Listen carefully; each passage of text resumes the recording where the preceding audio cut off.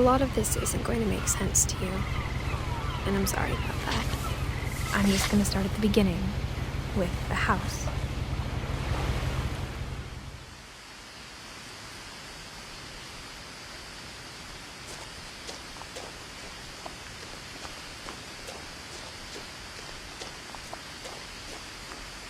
I lived here until I was 11, but I wasn't allowed inside half the rooms.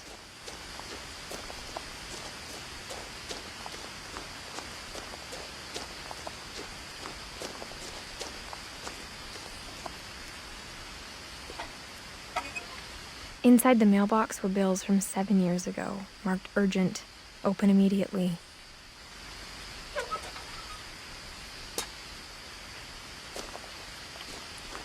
I hadn't been back since my brother Lewis's funeral.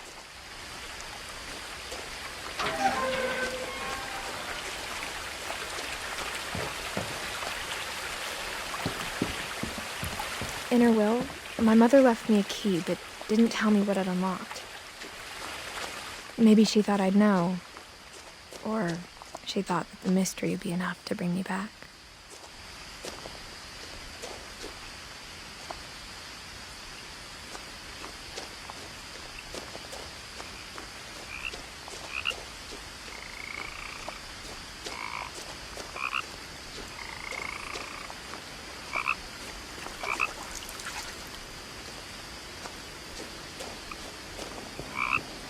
The truth is, even after I inherited the house, I never thought I'd come back to it.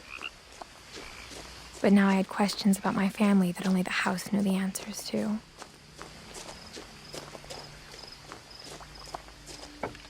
The woods around the house have always been uncomfortably silent, as if they're about to say something but never do.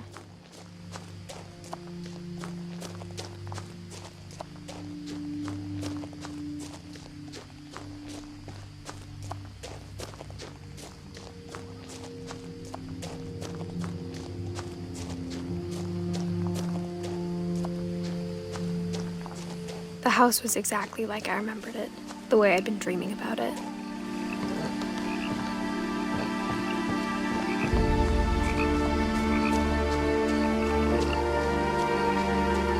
As a child, the house made me uncomfortable in a way I couldn't put into words.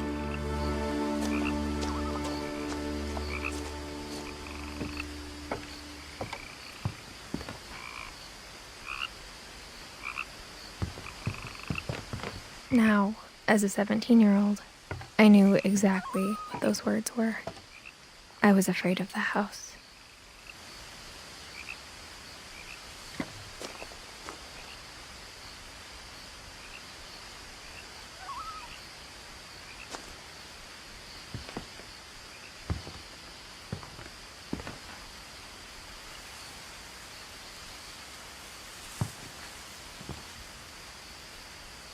I hoped the key might unlock the front door. It didn't.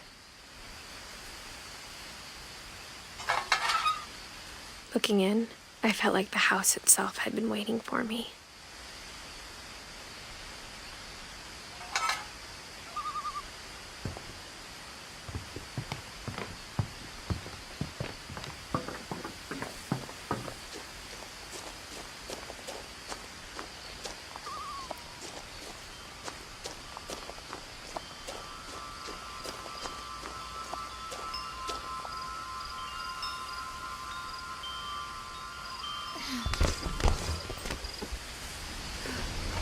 Crawling through the doggy door used to be a lot easier when I was 11.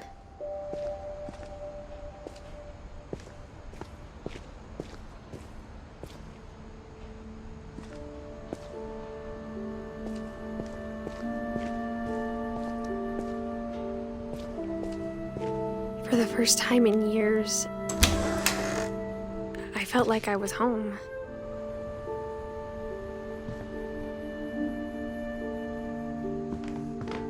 But instead of a family, there were just memories of one. Like how only one restaurant would deliver to our house, so we had Chinese a lot.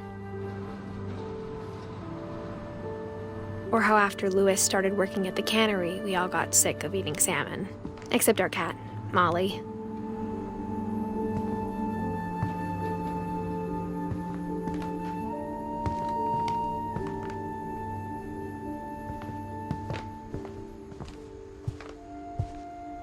The table was still a wreck from the night we left.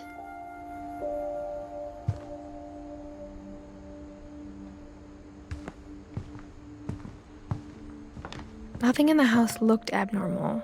There was just too much of it, like a smile with too many teeth. Even the fireplace had a story. Edie told me the bricks came from the original house, after it sank.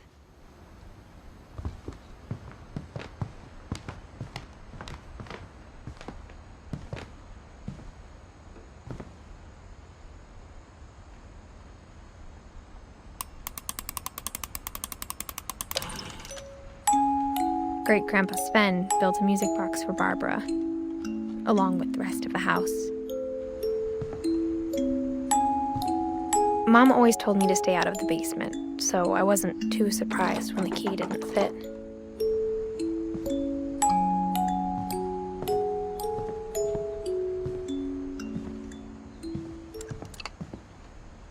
My mom wasn't much of an optimist, but she never stopped believing that my brother Milton was alive.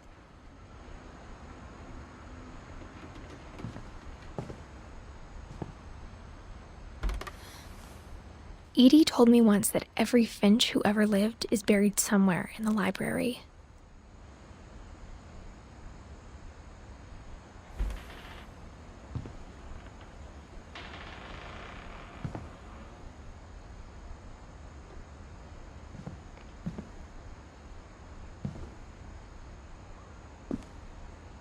After Milton disappeared, Mom sealed up all the bedrooms.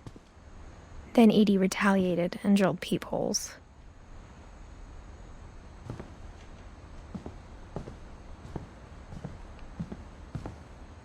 Whenever people ask me about my family, the first thing they always want to know about is Barbara.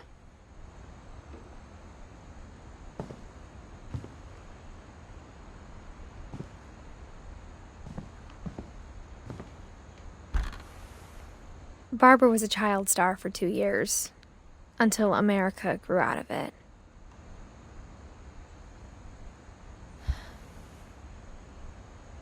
Edie's father, Odin, built the original house.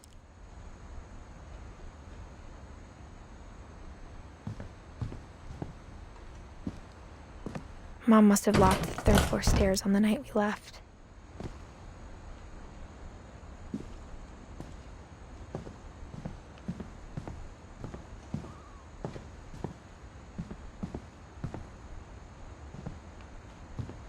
I spent a lot of time playing in Great Uncle Walter's room. I think my mom sometimes regretted not sealing it up.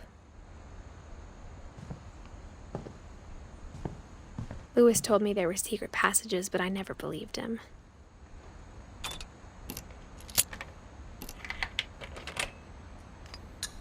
Turns out, my mom was really good at keeping secrets. Now it was time to find out what my mom had been afraid of.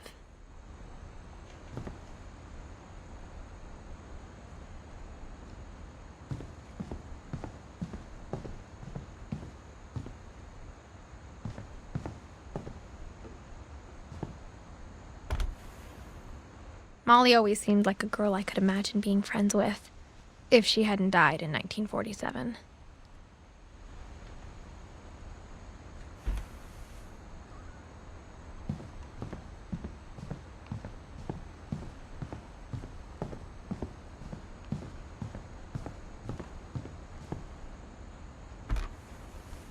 My Grandpa Sam spent 7 years sharing a room with his dead brother, Calvin.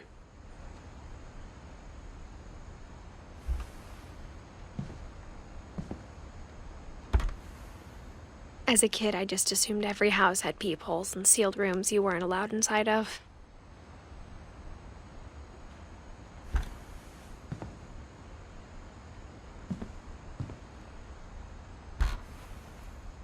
The last time I was in Edith Sr.'s room, I was 10 and she was painting my portrait.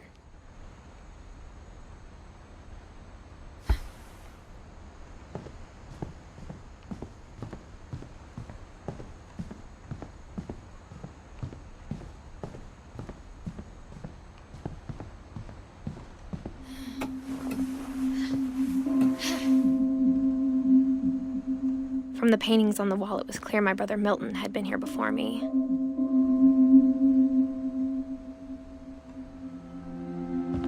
Reading this, maybe it sounds like I had a plan. But I had no idea what was behind that door.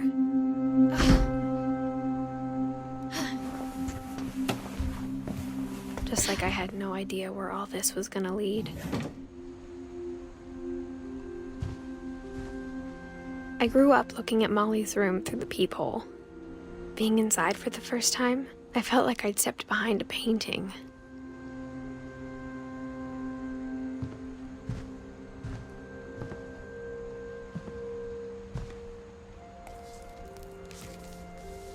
December 13th, 1947.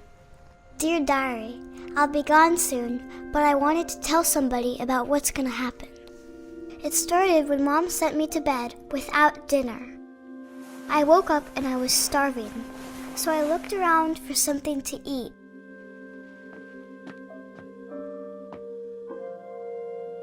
The gerbil food was dry, but I didn't mind it.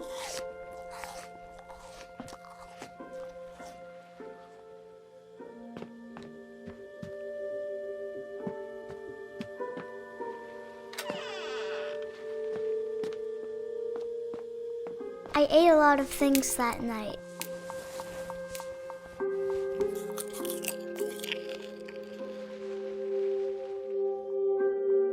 I kept eating and eating.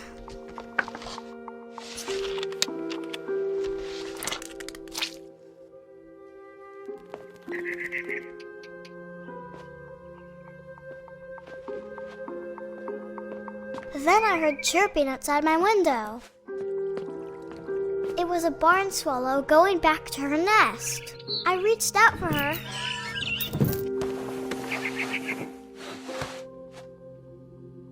And suddenly, I was a cat.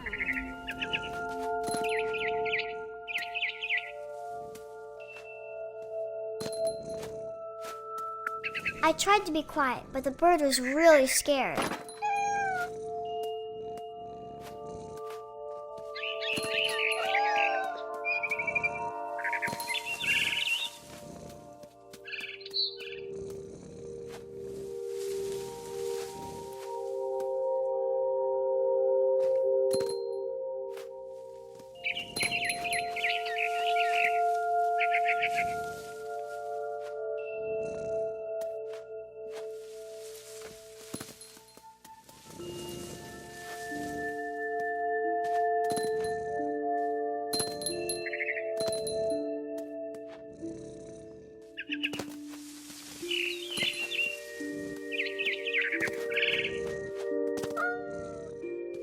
I jumped and I almost got her.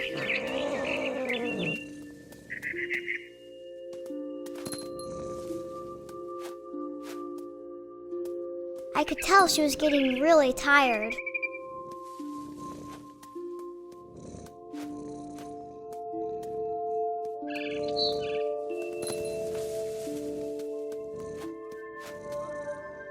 Now I was up in the big tree. I promised Dad I wouldn't climb it anymore. All I cared about was eating that mama bird.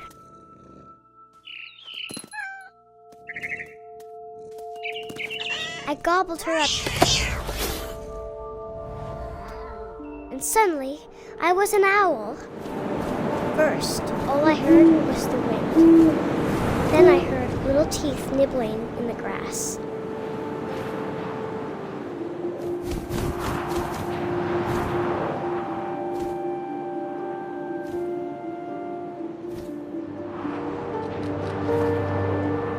Rabbits.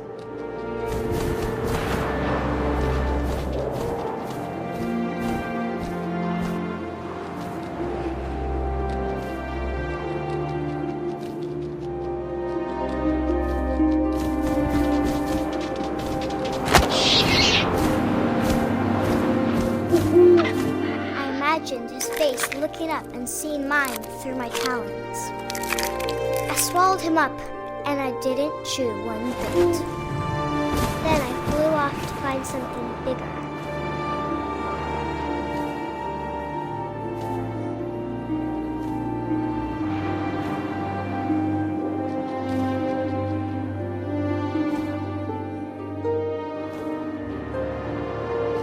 a mama rabbit.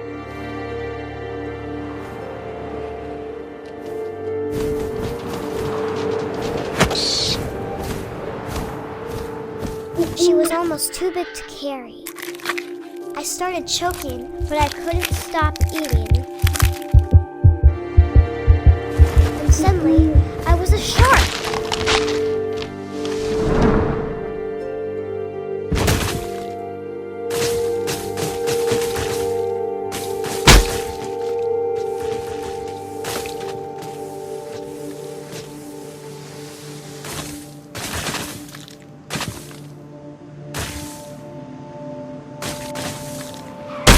I rolled off a cliff and into the ocean.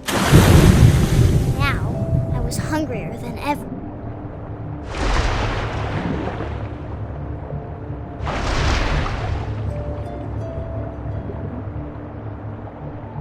I wanted fat, juicy seals. I tore off her flipper, and it tasted really good.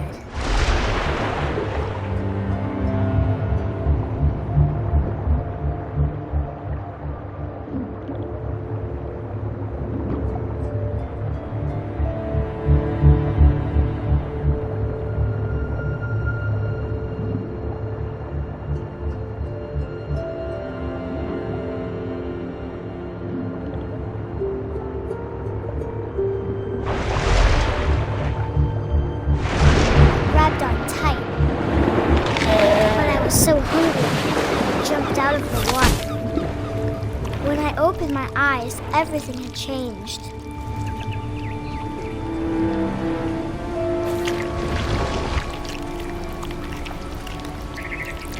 Now I was a monster, and I smelled people everywhere.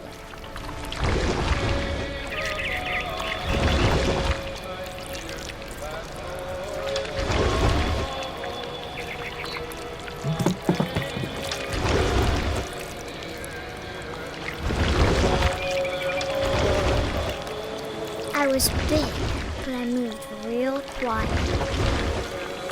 Yes!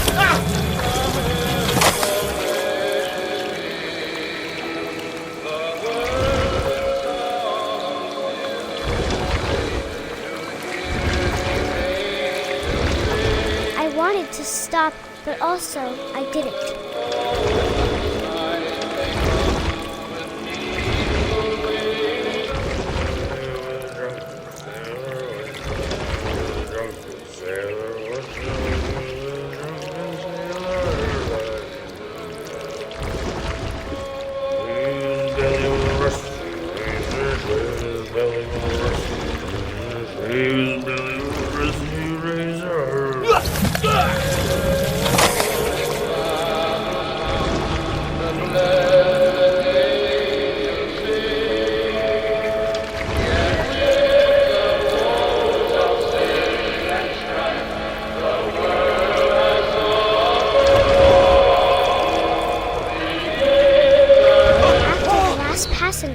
I was still hungry, and to cross the water I smelled something new, something I had to have, so I swam towards it.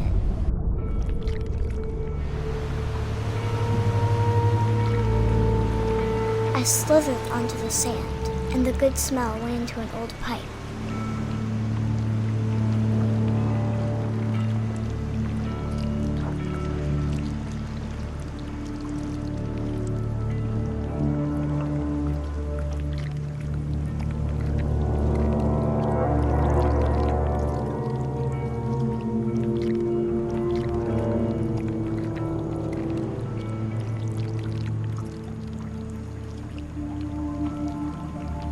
I got closer and closer.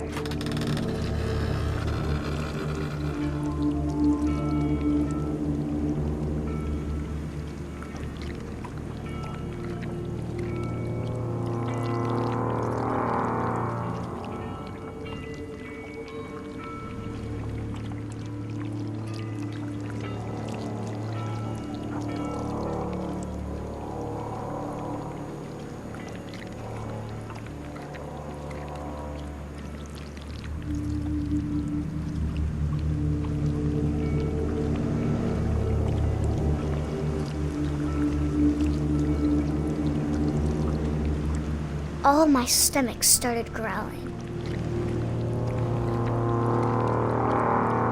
And suddenly, I was me again. I held my breath for a long time, but I couldn't hear anything. I think it's waiting for me to fall asleep. But it's not going to wait much longer. It needs to feed, and we both know I will be delicious.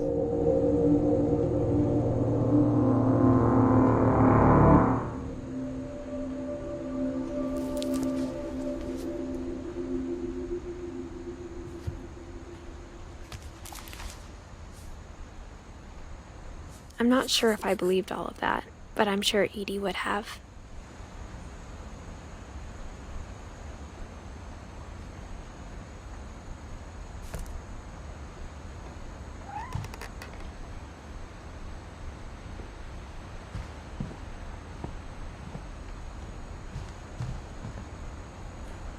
Molly's gerbil had a tiny bedroom with its own even tinier gerbil cage.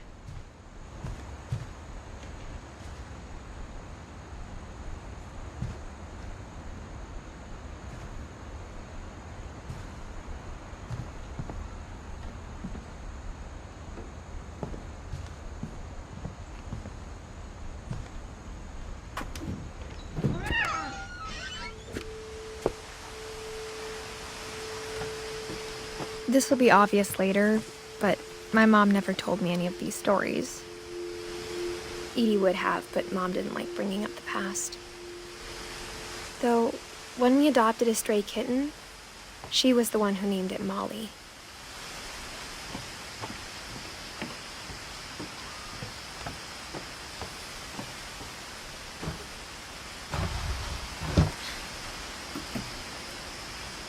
I spent a lot of time in Great-Grandma Edie's room. We got along, and it was a good place to hide from my mom.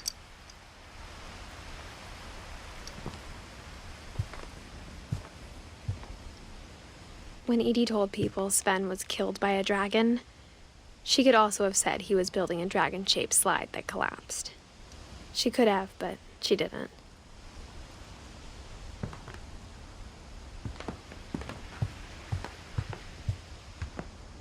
Her room was like a museum. For 500 years, the finches have been famous throughout Norway for their fortune and misfortune.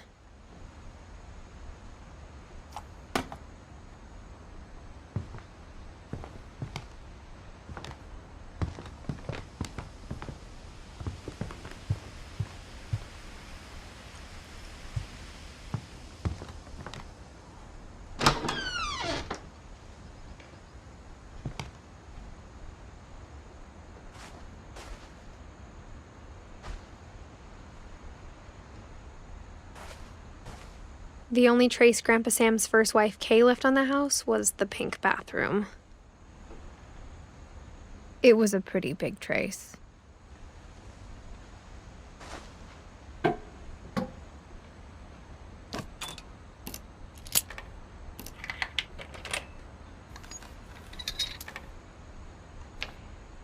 There's a secret in this bathroom. It's in the last place you would look. It isn't in the cupboard. It's hidden in this book.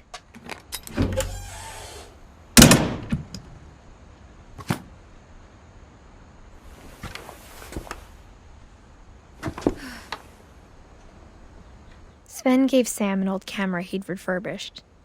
He never put it down.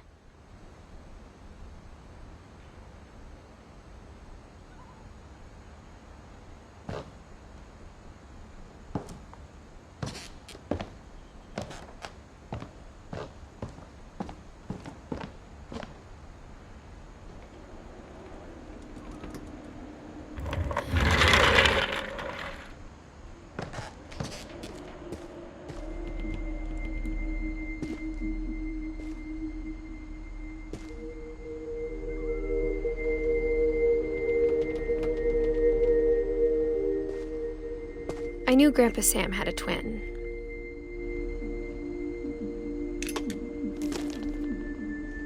And that he never talked about him.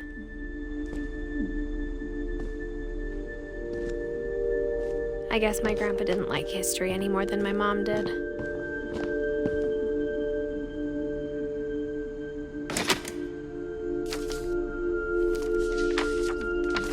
How I Want to Remember My Brother by Sam Finch. The thing I remember is that when he made up his mind, that was it.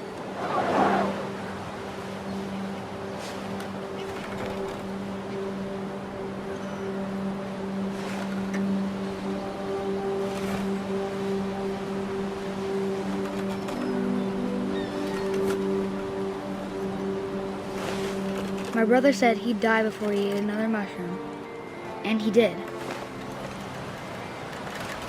At Barbara's funeral, we swore we'd never be afraid again, and he wasn't. I think Calvin always wanted to fly.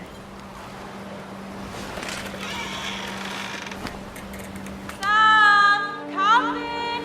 Dinner's ready! Coming! But that day, he finally made up his mind to do it. I told him going around was impossible. Maybe if I hadn't said that. Calvin! I'm not going to tell you again! Maybe if the wind hadn't picked up. Then maybe he'd still be here. But I doubt it. I think he'd already made up his mind. That's what I want to remember about my brother.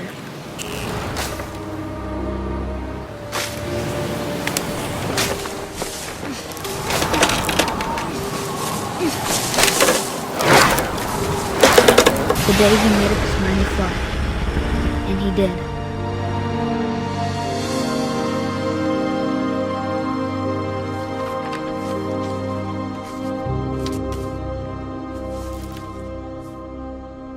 Calvin's story felt strangely familiar. When I was younger, I remember trying to do the exact same thing.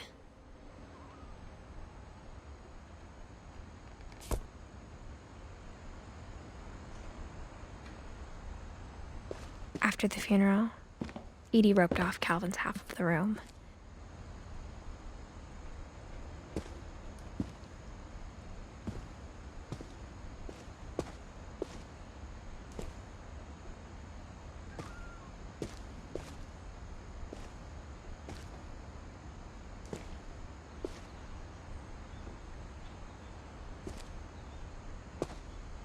Mom said Grandpa Sam enlisted at 18 and never set foot in the room again.